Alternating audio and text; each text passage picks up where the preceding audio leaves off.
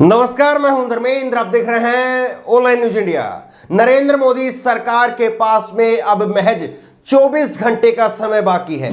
Delhi high court ने पूरी तरह से साफ कर दिया है कि दिल्ली के अंदर ऑक्सीजन की आपूर्ति कराना केंद्र सरकार की जिम्मेदारी है, यानी मोदी सरकार की जिम्मेदारी है।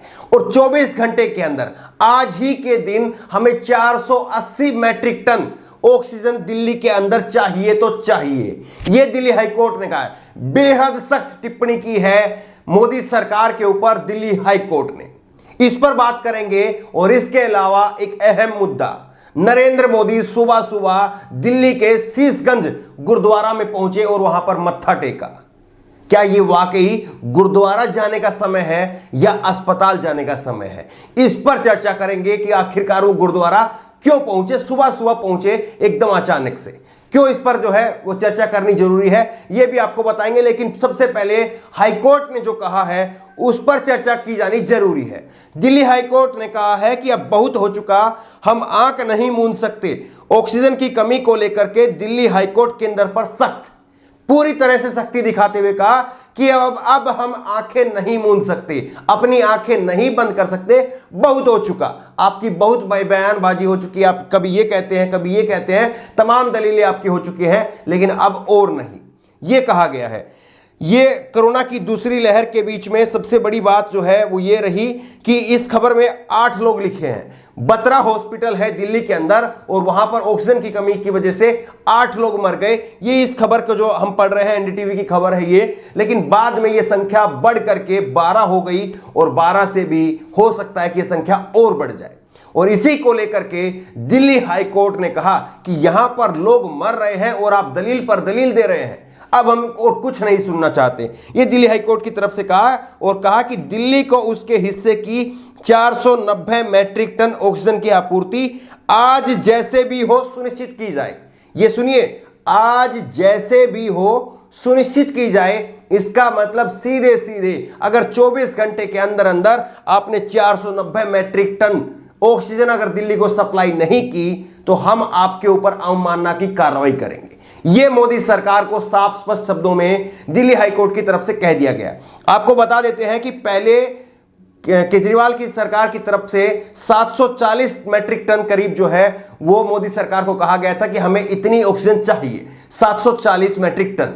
लेकिन अब केजरीवाल की सरकार ने यह बढ़ा करके कह दिया है कि हमें 976 मैट्रिक टन ऑक्सीजन चाहिए। और आप ये 490 मैट्रिक टन, ये दिल्ली हाईकोर्ट की तरफ से तय किया गया था कि 490 मैट्रिक टन जो है वो ऑक्सीजन दी जाए।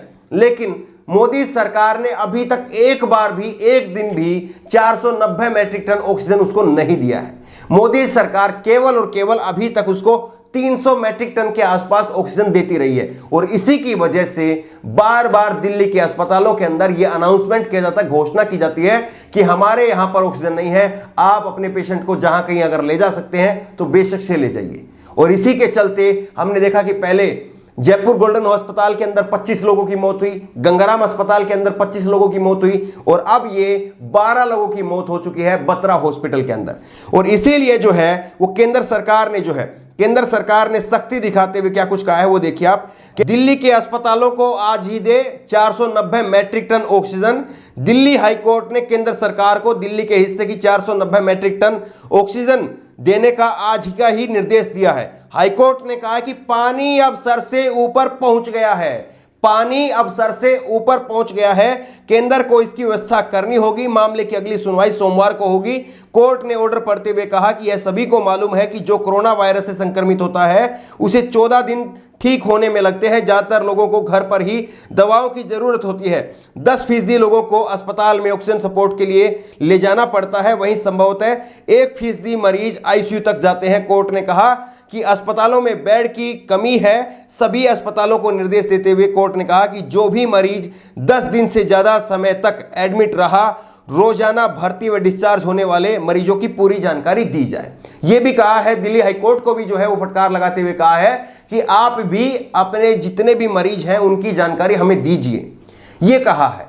लेकिन इन खबरों के अलग नरेंद्र मोदी सुबह सुबह दिल्ली के शीशगंज गुरुद्वारा पहुंच गए।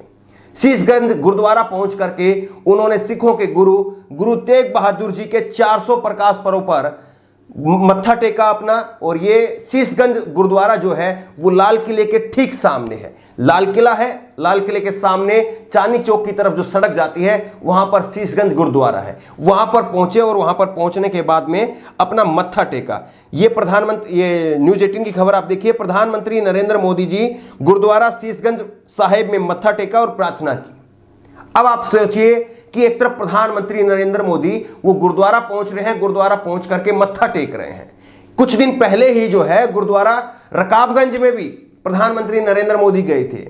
ये अचानक गुरुद्वारों का चक्कर क्यों लग रहा है, इसके ऊपर बात करेंगे कि गुरुद्वारे से किसका क्या कनेक्शन है, क्या क्रोनोलॉजी है इसके पीछे, उस पर बात करेंगे। लेकिन सोचिए, प्रधानमंत्री नरेंद्र मोदी गुरुद्वारा पहुंचे, उससे अच्छा होता कि वो किसी अस्पताल पहुंचते, दिल्ली के एम्स अस्पताल में पहुंचते, दिल्ली के और दूसरे अस्पतालों में पहुंचते, तो पता चलता कि वहां पर कितनी किल्लत है।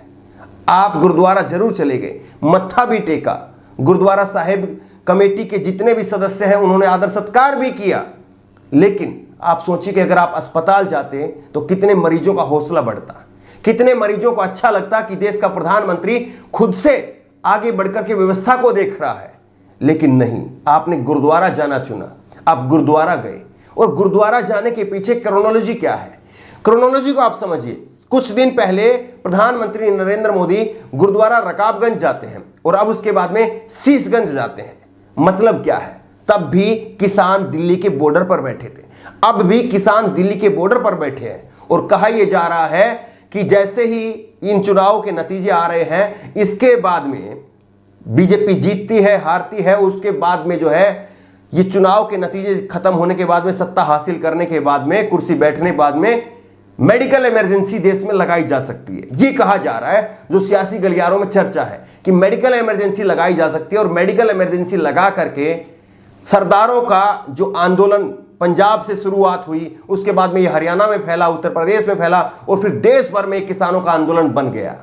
किसानों के इस आंदोलन को उठाने के लिए, पीछे हटाने के लिए कहीं ना कहीं उसके लिए भूमिका तैयार की जा रही है कि देखिए प्रधानमंत्री जी के तो दिल में बसते हैं सिख कौम से कितना प्यार है, बार बार सिखों के धर्म गुरु स्थलों पर जो है वो प्रधानमंत्री पहुंचते हैं। तो ये अपने आप में जो एक भूमिका तैयार की जा रही है और कहीं ना कहीं क्रोनोलॉजी जो है वो अपने आप में बता रही है कि ये वाकई किसानों आंदोलन को खत्म करवाने का जो है वो मोदी सरकार का तरीका हो सकता है और इसीलिए जो है ये भूमिका बांधी जा रही है। बहरहाल, जिस तरह से दिल्ली हाई कोर्ट ने नरेंद्र मोदी सरकार को 24 घंटे का वक्त दिया है, इसको लेकर के कि आप 24 घंटे के अंदर ऑक्सीजन मुहैया कराइए और सीधा सीधा दूसरा प्रधानमंत्री नरेंद्र मोदी का गुरुद्वारा पहुंचना, अस्पताल नहीं पहुंचना, क्या आपको ये लग रहा है कि ठीक है?